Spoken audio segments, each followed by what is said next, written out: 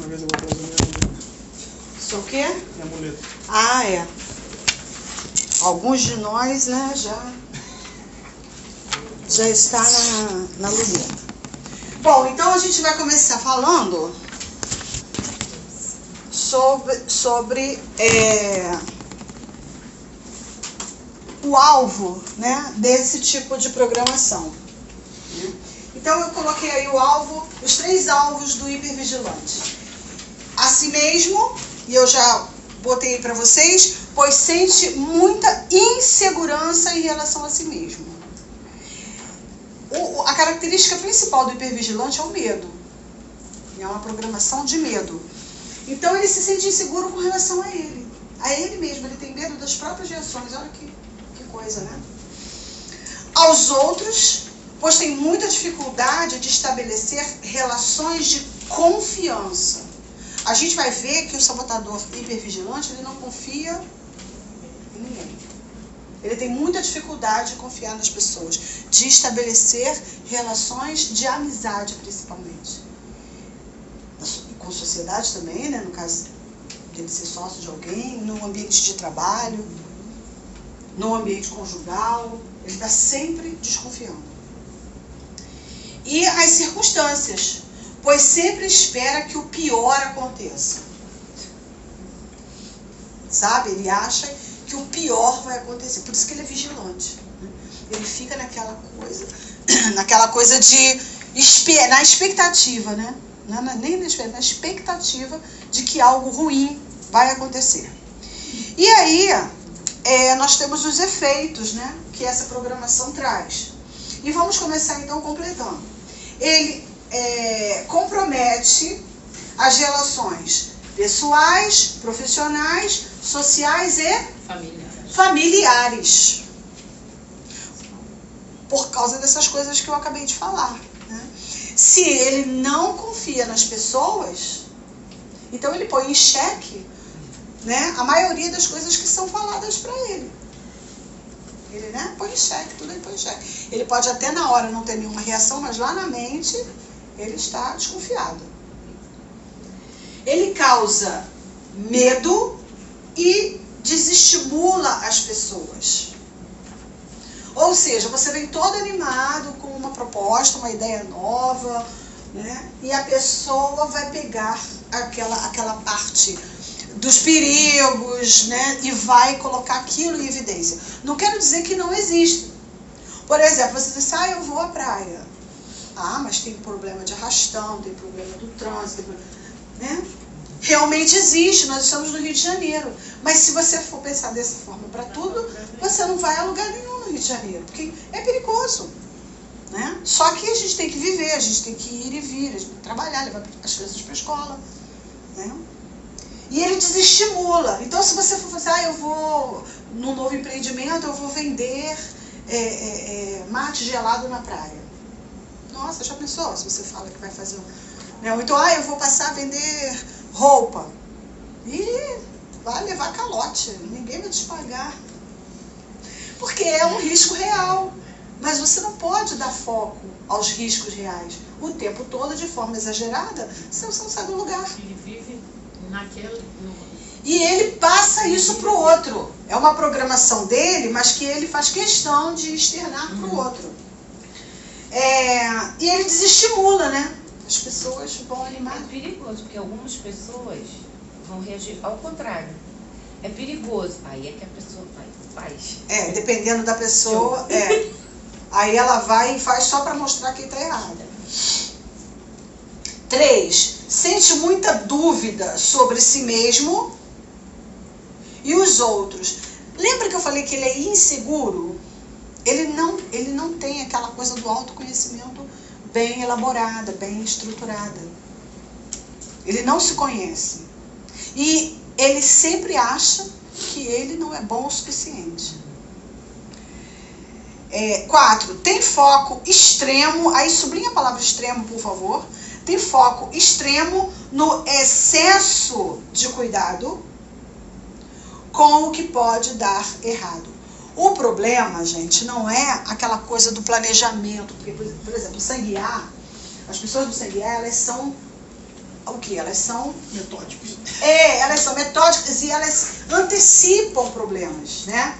Elas planejam, elas elaboram, elas pegam todas as possibilidades e estudam, né? Isso quem faz ou quem fez a engenharia de produção já estudou isso. Isso aí é o que? Cálculo dos riscos, né? Que isso é normal. A gente não está falando disso. A gente está falando do excesso, do extremo, né? E ele nunca relaxa. Pode completar aí. Ele nunca relaxa. Então ele tem foco extremo no excesso de cuidado com o que pode dar errado. E nunca relaxa. Viajar com a pessoa dessa, passear, não deve ser. Tem condição. Eu vou sofrer, eu vou pra me divertir, eu vou só viver na agonia. Não, vai você ser não muito vai aqui. conseguir. Você vai ter Só a pior dificuldade. vai ter problema. Vai. E o B também. 5. Tem muita dúvida, né?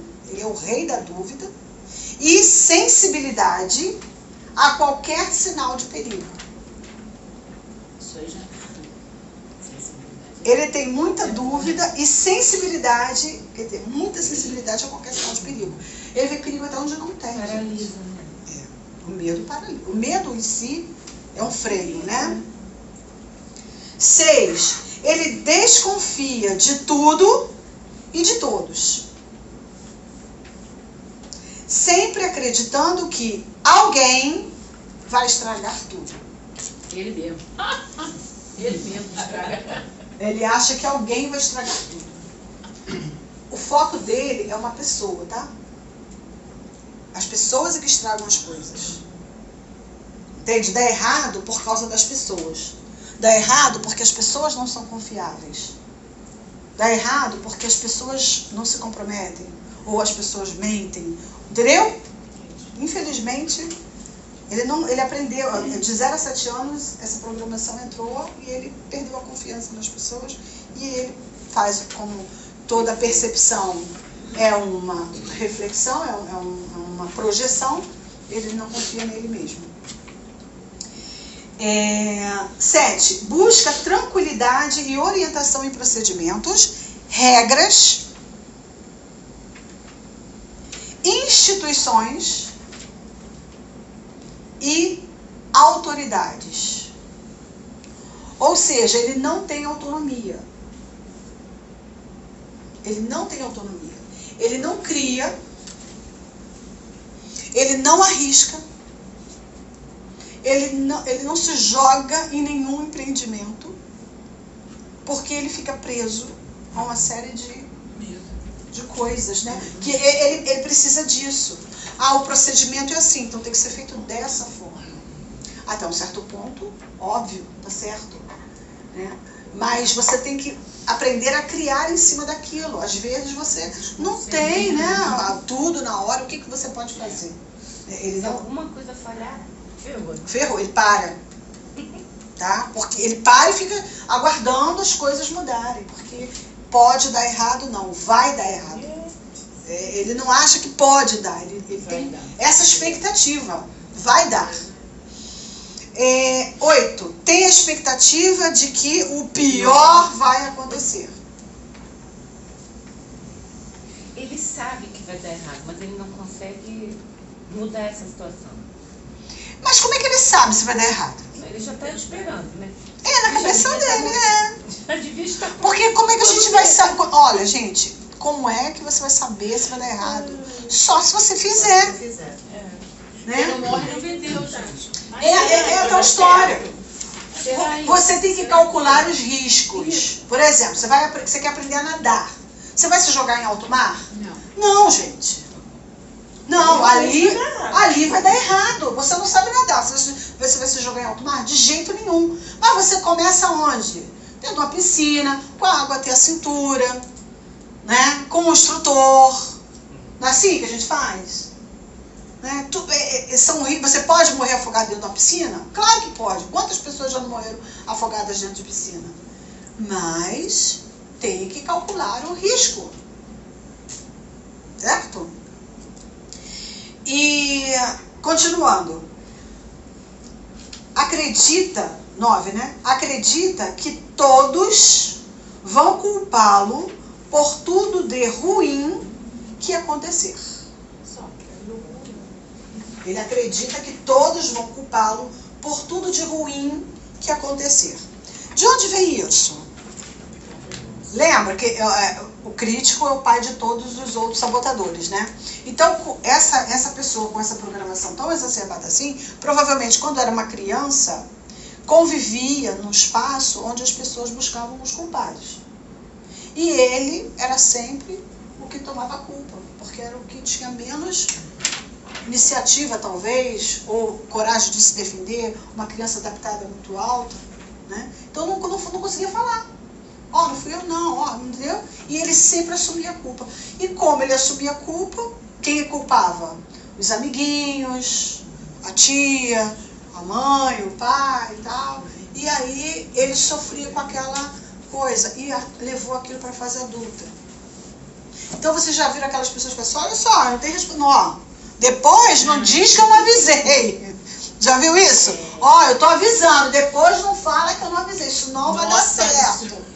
Isso não vai dar certo, isso vai dar errado. Não tem essas pessoas que têm esse discurso? Nossa, e elas sempre falam assim, ó, depois eu não quero saber não, hein? Depois não vai dizer que a culpa... do que nisso. Depois não vai dizer que a culpa foi minha. Vocês já ouviram alguém falar isso? Ó, isso daí, ó, depois não vai dizer que eu não falei, não vai dizer que a culpa... É o hipervigilante. E não move uma palha para te ajudar. Não move, porque ele não quer ter participação naquilo que ele acredita que vai dar errado. Porque ele justamente fala. Isso, e para ele não ser culpado. Para ele não ter responsabilidade naquele resultado ele não quer ter responsabilidade no resultado errado que ele espera que vai dar. É ele que espera. Não necessariamente isso vai acontecer, tá? 10. Jamais confia nas pessoas. O hipervigilante é aquele assim, que você toma uma pessoa do lado dele, ele fica de olho. Mesmo que seja um local seguro, ele fica de olho. Né? Ou até um amigo seu, ó, esse aqui é meu amigo e tal. Aí a pessoa fica. Sabe? Tipo assim, estou de olho em você. Esse é irmão desse, sabe aquelas histórias? Né? Esse é irmão desse. Ó, tô de olho em você. Esse é o hipervigilante. Ele não confia nas pessoas. 11. Necessita saber as regras, mesmo que não as siga. Isso é característica das pessoas muito inseguras. Ele sabe as regras. Né? É para fazer desse jeito? É assim mesmo? Mas você já leu? É isso mesmo? Tá escrito isso aonde? Quem te falou? Será que isso está certo? Será que isso está certo? Como é que tu sabe? Não é? Essa pergunta é muito comum. Como é que tu sabe? Onde que está escrito isso? Ele precisa saber. Porque é uma forma dele se calçar. Porque ele vai te dizer assim, ó, isso daí não vai dar certo. Isso aí vai dar errado, isso não vai dar certo. Onde que você viu isso? Eu vi na internet. Ó, a internet, é tudo errado na internet. Você pra cá, o pessoal fala, isso vai dar errado. Isso vai dar errado. Cultura? Isso vai dar errado. Quem é maluca? Onde que leu isso? Isso tem base científica? Sim. Que eu escuto isso, mas isso não tem respaldo científico. A minha avó também não tinha respaldo científico, um monte de coisa que ela fazia, e hoje em dia existem artigos científicos que sustentam tudo que a minha avó falava. Meu avô. Coisa que os antigos faziam, não existia nem microscópio naquela época, eu acho. E hoje em dia as pessoas, minha filha, a dona Olga Tereza falava isso. A senhora, minha avó. Minha amadinha avó. Entenderam? Então, gente, essa história de não ter respaldo científico, calma, cuidado. Os antigos, eles faziam e eles têm um histórico, né? Os índios. Hoje eu sei que essas pessoas são hipervigilantes, agora Vai falando, Na verdade, o hipervigilante, ele tem medo, né? Ele é muito e inseguro. fica torcendo pra dar errado pra você. Porque ele precisa ter razão, né, É. gente? Afinal de contas, a lei, as Ele que regras... tava- Tem gente que vê agora, deu certo, né? Não, tem umas nutrimotivadas que falam assim, é engraçado, né? Você não engordou de novo. A pessoa estava na expectativa do outro ganhar peso de novo. Engraçado que você manteve. Ou então assim, você ainda está mantendo, Ainda, né? ou seja, daqui a pouco você... Torcer pra dar errado. Tem gente que fala isso, né? É engraçado, você ainda não ganhou, não. Ainda não ganhou. Ainda não ganhou de volta, ainda não recuperou. 12. Vê perigo onde não tem. Vê perigo onde não tem. Porque é excesso, tá? Ele tem um excesso de zelo, um excesso extremo, um extremo cuidado com os perigos. Não quer dizer que a gente não tenha que ter. A gente tem que ter cautela e prudência, claro, sempre, o tempo todo. Mas não a ponto de nos limitar, não a ponto de nos impedir de avançar. É essa a questão. Né? 13. Afasta as pessoas devido à sua energia extremamente negativa. Quem é que quer ficar ao lado de uma pessoa que só vê perigo em tudo? Né? Não é só você não, é todos nós. Aliás, isso seria uma necessidade nossa, né? As pessoas tóxicas, a gente chama isso, quando é assim exageradamente, nós chamamos isso de toxicidade mental. A pessoa tem uma mente tóxica, um pensamento tóxico. Ela não consegue compartilhar nada que traga progresso para o outro. E você precisa conscientemente e propositalmente se afastar desse tipo de influência, principalmente no início do dia e no final do dia. São dois extremos, né?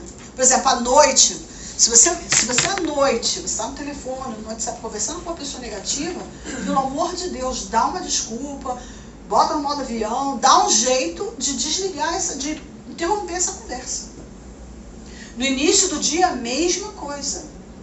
Porque no início do dia você está programando mentalmente como vai ser o seu dia. E à noite você está programando mentalmente, né, óbvio, como vai ser a sua noite, como vai ser a sua conversa com o seu inconsciente. Né? Quando você dorme, o seu consciente e o seu inconsciente se dialogam. Tudo que ficou na sua mente ao longo do dia, tudo que você aprendeu, né? Fica tudo lá, através de imagens e sentimentos. E o inconsciente percebe. Principalmente, o que fica mais gravado? O que se repetiu mais vezes, né? Que fica no inconsciente. E o que você pensou nos últimos momentos antes de dormir. Nos 20 últimos minutos antes de dormir. Tá? 20 minutos antes de dormir, você precisa levar a sua mente a pensamentos maravilhosos, de sentimentos de gratidão, agradecer pelo dia seguinte, programar um dia maravilhoso. Se o teu dia for um dia difícil, procurar trazer à memória aquelas coisas aqueles momentos bons que você com certeza teve, uma viagem que você fez, um momento com seus filhos, uma festa que você foi, que você estava se sentindo muito bem, uma conversa com os amigos, enfim, procurar trazer à sua mente esse tipo de emoção e imagem antes de você ir dormir. Porque quando você dorme, você entra nas ondas alfa, aí depois vem as teta, e aí com isso, você começa o seu ciclo do sono, você chega no sono REM, que é quando as memórias vão sendo consolidadas, o aprendizado vai sendo consolidado. Tudo aquilo que foi importante para você ao longo do dia vai ser gravado no seu córtex pré-frontal. Então você precisa muito ter um sono maravilhoso, ter um sono tranquilo, restaurador, reparador, para te preparar para o dia seguinte. Então se você, nos últimos momentos do dia, você vai assistir, por exemplo, o jornal, da noite, né? Tem um jornal, o último jornal, 1h da manhã, meia-noite. Você pega aquilo ali para você assistir e vai dormir. Imagina como vai ser o seu dia seguinte. E é aí que você tem baixa de serotonina, baixa de dopamina e alta de cortisol, alta de citocinas pró-inflamatórias. Entenderam?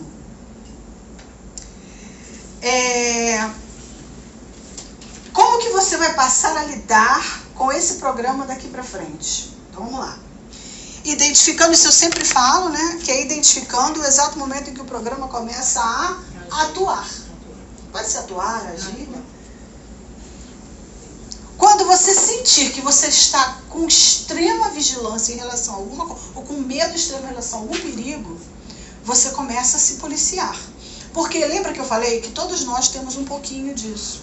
De todos os sabotadores, de todas as programações. Nós temos. E uns de forma mais exacerbada do que outros. E essa série de estudos é exatamente para a gente aprender características sobre eles e aprender a lidar com eles. Então, como fazer isso? Viu que você está... Ai, não vou não, porque... Não, peraí, deixa eu analisar se eu não estou sendo sabotado por mim mesmo. Até medo de dirigir. Medo de tudo. De dirigir, de sair de casa, de fazer um novo relacionamento.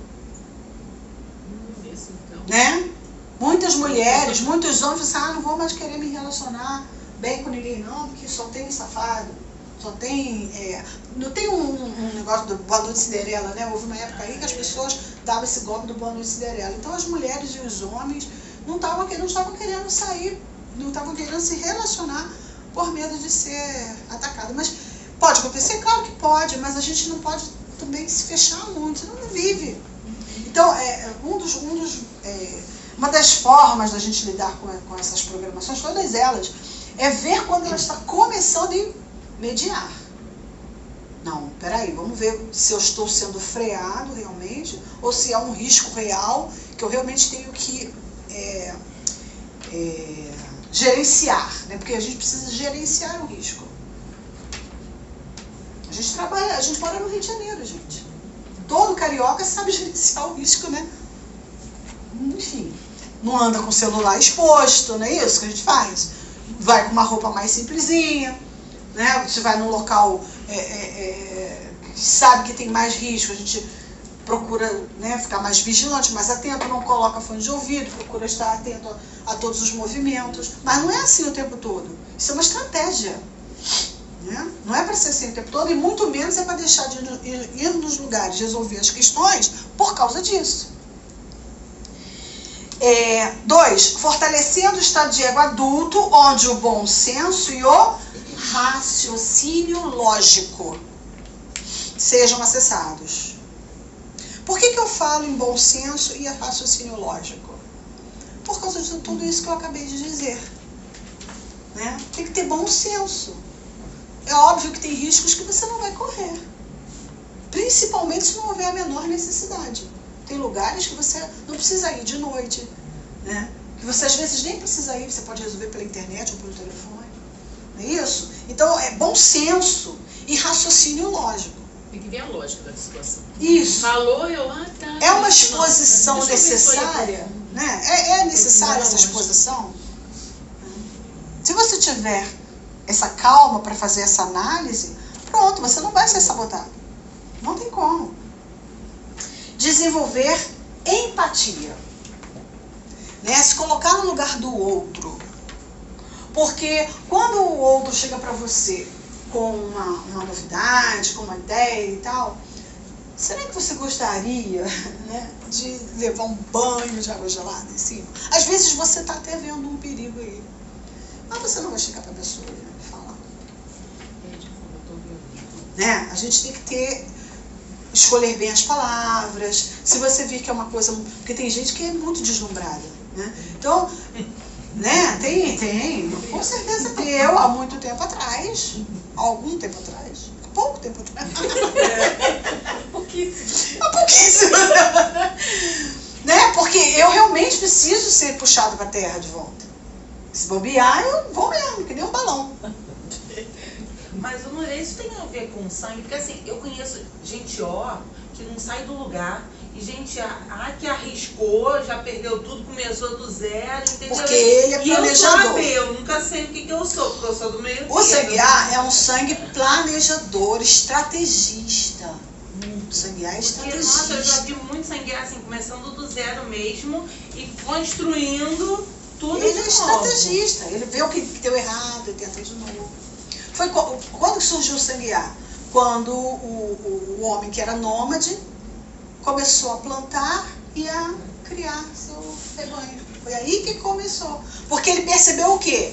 Que ia chegar uma hora que ele ia cansar de ficar indo pra lá e pra cá, então que seria muito mais fácil se ele plantar. Entendeu? Ele começou a raciocinar por uma lógica, ele desenvolveu paciência, porque imagina quantas tentativas ele não fez até chegar à conclusão de que tinha que esperar um tempo certo para colher. Entendeu? Então, foi o desenvolvimento. Isso a gente está falando de milhões de anos. Né? Então, isso foi sendo desenvolvido. É porque eu não sei se é verdade, porque já me disseram que o meu sangue AB tende a ser extinto. Você tem as duas. E o O que tende a existir mais. Você tem os 4%, né? No mundo é AB.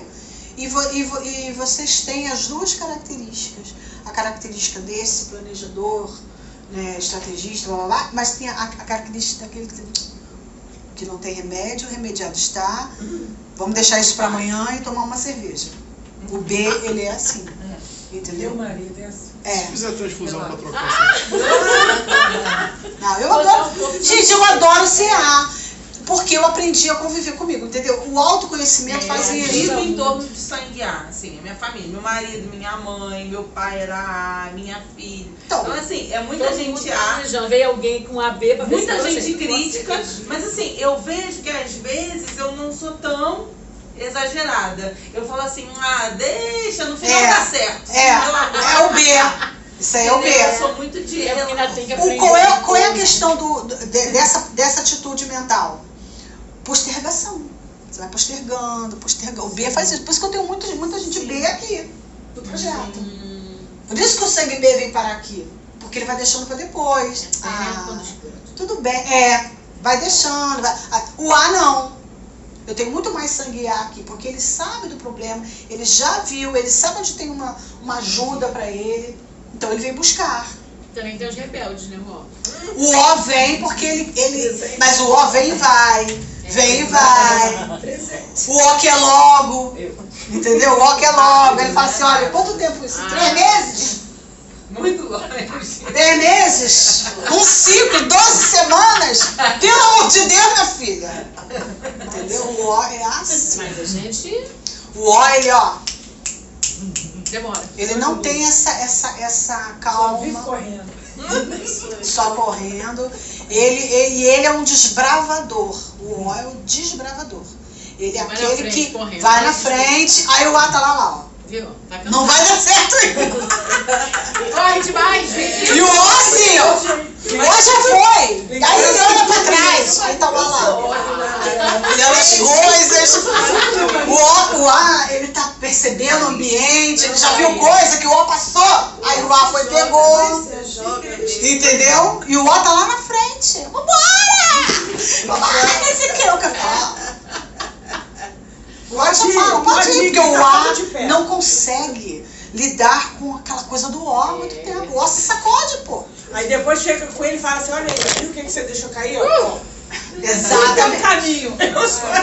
O A, ele vai pegando as coisas, ele vai observando, ele vai anotando, ele vai vendo. Se ele tiver um celular, ele tira uma foto. Nossa, mãe. O A, ele é assim, ele estuda o ambiente, ele Você sabe pode perguntar o ambiente todinho que ele o que vai acontecer, o que pode vir a acontecer, o A já Já percebeu. percebeu isso aqui? O A, ele tem ele é um radarzinho, né? É verdade. O O não. O O não. Só que o O, ele tem acelerar. aquela impulsividade que o A não tem. Então eles se completam. Um puxa o outro. Né? Então se o A fica muito preso a detalhes, o O diz, vambora, você já viu, então vambora. Já Então, que você já viu, vambora. Isso, já viu, já pegou e realmente pontua coisas interessantes pro o A. E aí eles puxa, porque Senão Tem que ir, né? O Vambora. magnetismo dele Segura, puxa. segura. E é uma coisa, eu acho que assim, conhecendo bem as personalidades, as atitudes, eu acho que é uma coisa muito bem bolada. A gente viver junto, Convivência é muito bom. o A, o O, o B, né? O AB, porque é assim, é legal. Quando você se conhece e você conhece o outro, você sabe mais ou menos como falar com o outro. Por exemplo, você sabe, a primeira coisa que eu pergunto, qual é o seu tipo sanguíneo? Por quê? Para escolher as palavras, para agilizar, para saber como que eu vou Tem que ir devagar, falar com rápido. você. Se for um A, eu posso ficar ali, gastar minhas 2 horas com ele. Filosofando. Mas se for, se eu conseguir A atender mulher tá ele, falando não. demais. Eu espero ele perguntar. Eu nem escuto. Eu espero ele Fala muito, perguntar. eu nem escuto. Aí conforme ele pergunta, eu vou responder. Ele pergunta, eu vou Olha responder. como é que é interessante o conhecimento, gente. Essa é a empatia, porque se eu não ligo para o que o outro, forma como o outro é, quer mais se exploda, eu que sou melhor. E isso aí não é. E não é assim. Não. Ele é espelho, Você é um bom propaganda, comunicador. complementa. Você é um bom comunicador Excelente a conhecer partir o do outro. momento em que você consegue passar aquilo que você precisa passar para o outro. Aí sim você é um bom comunicador. Sua necessidade. Se você não conseguiu se fazer entender para o outro, você ainda precisa estudar essa parte da comunicação. Que eu ainda estudo, eu não sei. Eu ainda estudo. Mas eu acho que eu estou melhorando. Apesar de ter dificuldades também para lidar com o O e para lidar com o B. O B é prático. O B é prático. Vamos fazer, tem que ser feito. Isso aqui não dá, isso aqui fica para depois, mas isso aqui a gente faz. Deu 8 horas, acabou o expediente, vamos embora. Eu já Desliga, vamos entendi tomar um show. o meu conflito comigo mesmo. Deve ser o A e o B brigando de vez em quando. Exatamente. O A diz assim para você, olha só, você sabe que isso não está no cardápio, isso não está na semana. Aí o B fala assim, cara, mas eu tô com vontade, eu vou tomar, amanhã eu resolvo isso, amanhã eu volto pro protocolo. Meu marido falou que ia viajar hoje. Eu falei, hoje minha filha vai chegar. Calma, relaxa. Eu falei, como? Eu fico nervosa. Calma, que vai dar certo. É muito legal. Eu aprendo muita coisa com as pessoas do sangue B. Eles me ensinam. Nem assim, tô nem aí, eu fico nervosa. Aprende com ele. Aprenda com ele. A Você gente está tendo dá- uma grande chance Espelho. de aprender com espelho. ele. 33 anos. Então, não, e você vê, 33 anos, como é que é um casamento que dá certo? Né? Dá muito Tá certo. certo. O 4, aprender a praticar o desapego. O vigilante, o hipervigilante, ele é apegado no perigo, né? no erro, na coisa que vai dar errado, do lado ruim de todas as coisas. Então ele precisa praticar o desapego, principalmente aos medos. Não é uma tarefa fácil. Não é uma tarefa fácil. É muito desafiador. Tem que ser aos poucos, tá? Se você tem alguma coisa que você tem muito medo dela, estuda essa coisa. Estuda essa coisa, aprende sobre essa coisa. Leia sobre ela, familiarize-se com ela. Quanto mais você conhecer aquilo que você teme, mais fácil, exatamente. Mas a ideia principal é essa mesmo. Então, mais facilmente você vai aprender a lidar com aquilo. É verdade, Anderson, porque eu já vivi isso. Eu tinha pavor, pânico mesmo, de temporal. Eu tinha pavor, me escondia, se tivesse no guarda-roupa, eu me enfiava dentro, cobria o rosto, botava aquela coisa toda, eu escondia, escurecia tudo. E estava eu estava sentindo que eu ia morrer, porque cada vez que dava um trovão, uma coisa, Coração.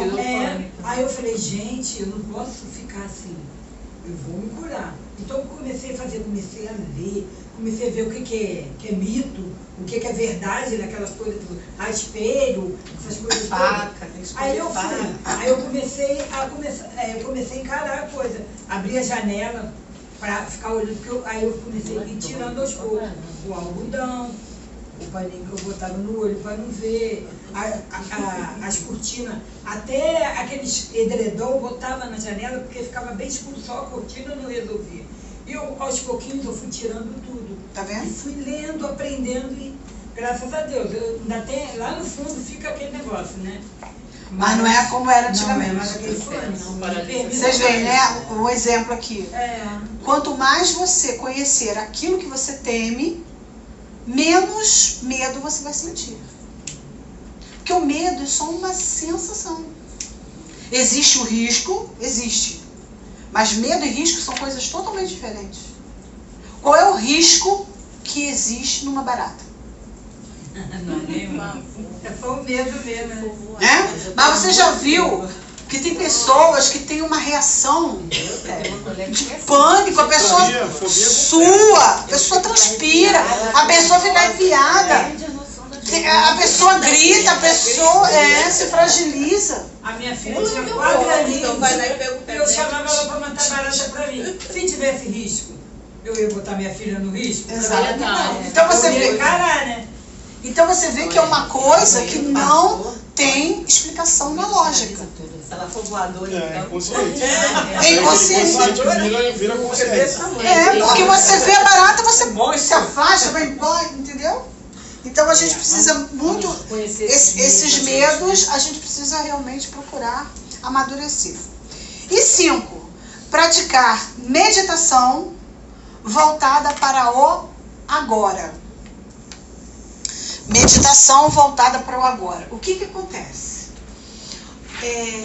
O medo, ele gera uma ansiedade, né? Então o hipervigilante, ele tem a expectativa do erro. Ele tem a expectativa de que as coisas vão dar errado. Mas o vão dar no futuro? Pois é, aí é que está o problema. Se vai dar, ainda não deu. Então por que você está sofrendo por antecipação? Se a coisa ainda não deu errado. E há uma grande chance dela não dar errado.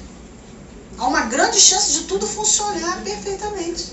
Então por que o foco está voltado para o futuro e ainda mais um futuro ruim? Porque se você tem um foco voltado para o futuro, mas que pelo menos é um futuro positivo, ainda vai. Não é o certo, mas ainda vai. Mas você ter um foco voltado para o futuro, um futuro nefasto, de pessoas que vão te trair, de assaltantes que vão te assaltar, de carro que vai virar, que vai cair na ribanceira, pelo amor de Deus. Né? Então você precisa trazer para o presente, a sua mente para o presente e viver um presente positivo. Você vê como é que essa mente, né, desenvolve aquelas doenças que a gente Sim, pânico, por exemplo. Ansiedade, transtorno. A coisa vai crescendo, daqui a pouco vai ser...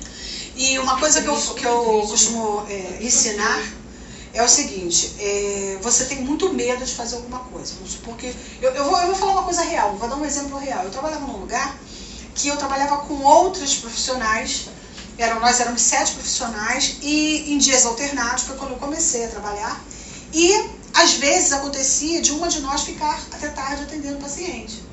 E o combinado era, a última que saísse, a gente procurava ficar com a outra o menos possível, mas a última que saísse, trancava tudo, via se as portas e janelas estavam bem lacradas e deixava a luz da varanda acesa.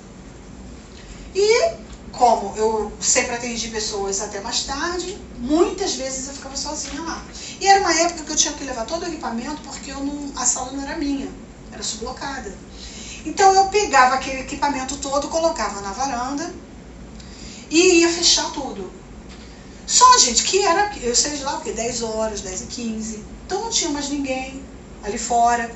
O posto de gasolina, ficava o segurança, mas às vezes ele estava ali na frente, às vezes ele estava lá para dentro. Então quando eu saía, realmente era 10 e pouco, já não tinha mais tanto carro passando, o ônibus também não estava mais passando. E eu geralmente pegava um táxi, porque era no início ali da Biriti para vir para cá.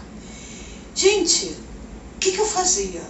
Medo? Claro que eu tinha medo, né? Era um risco real, né? Mas o que eu fazia?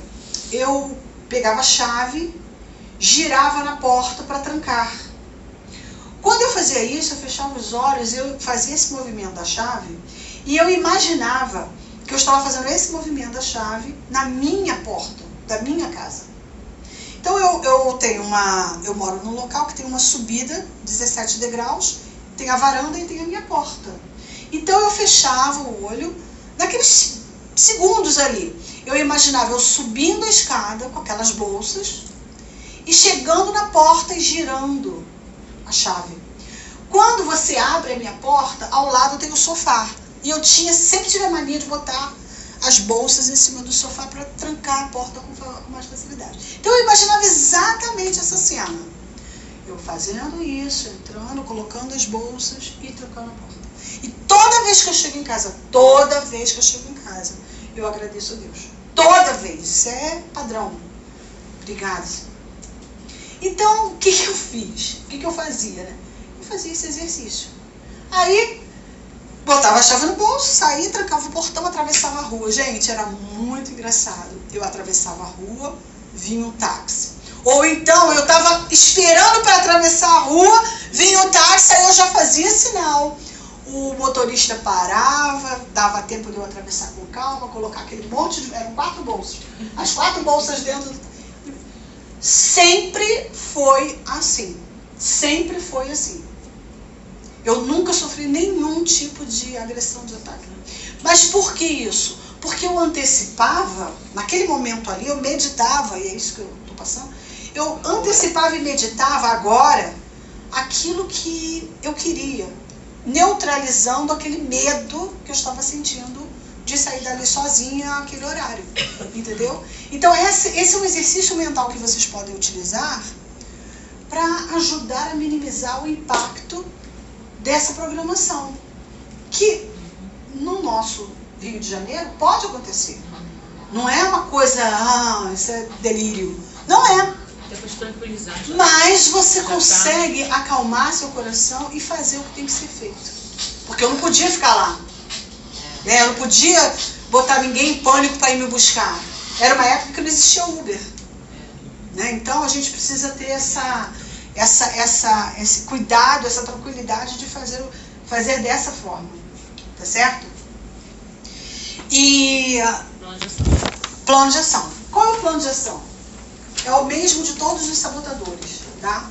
Você vai fazer uma autoanálise, né? Que no final a gente vai ter uma ferramenta para trabalhar todos eles ao mesmo tempo. Não percam essa sessão, tá? Estejam aqui, que a gente vai fazer uma ferramenta para trabalhar todos eles. Vocês vão fazer uma lista das suas maiores vigilâncias, né? Ou seja, seus medos. Quais são autoanálise? Uma autoanálise em cima, baseada nos seus maiores medos. Isso é muito pessoal, precisa ser feito com calma, sozinho, tá? Quando você estiver sozinho. Tá. E aí o que você vai fazer? Você vai eleger 1 ou 2 ou 3 itens, você que vai arbitrar isso. Você vai eleger aquele que você acredita que seja aquilo que mais te incomoda. É de relacionamento? Você tem algum tipo de pessoa que te coloca mais em xeque, que você tem mais medo de se aproximar, você se sente ameaçado? Quais são os medos que você tem que estão impedindo você de realizar um grande sonho que você tem? Né? Será que teu sonho é dirigir um carro? Será que teu sonho é voltar ao peso ideal? Será que teu sonho é, sei lá, viajar, fazer um curso fora do Brasil? Eu não sei qual é o seu sonho. E será que tem algum medo vinculado a esse sonho que esteja impedindo você de dar passos à frente? Então, são essas reflexões que eu quero que você faça quando você fizer a sua lista. E aí você vai ter condições de eleger uma delas e fazer como fez a Ednete. Estudar, olhar melhor, dar uma ênfase maior naquilo que diz respeito àquele tipo de medo, aquele tipo de atitude, aquele tipo de ação que você teria que fazer para você poder chegar mais próximo da sua meta. Tá certo? Esse é o nosso plano de ação. Toda vez que a gente lidar com um sabotador, a gente precisa trabalhar nessa parte aqui, ó. Na empatia, né? Na atuação, na identificação de quando a programação está sendo está iniciando, né? A meditação. Você tem medo de dirigir? Se imagina dirigindo. Você tem medo de sair à noite? Se imagina saindo à noite. Falar em público. Falar em público? Vai treinando na sua mente, tá? Tudo isso vai ajudar muito você. Alguém quer falar alguma coisa? Vamos lá. Aninha, por que foi bom ter vindo à sessão hoje?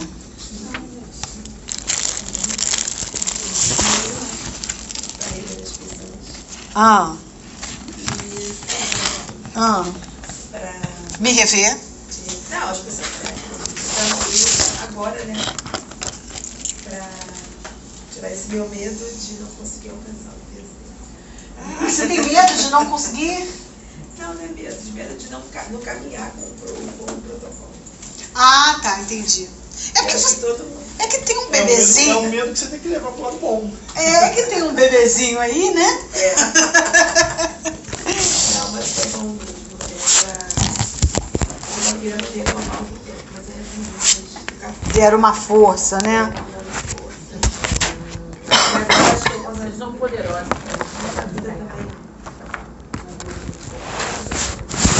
Facilitou um pouco mais, né? São fases, exatamente. São fases. Mas sempre é bom estar aqui. Ah, eu imagino. Legal.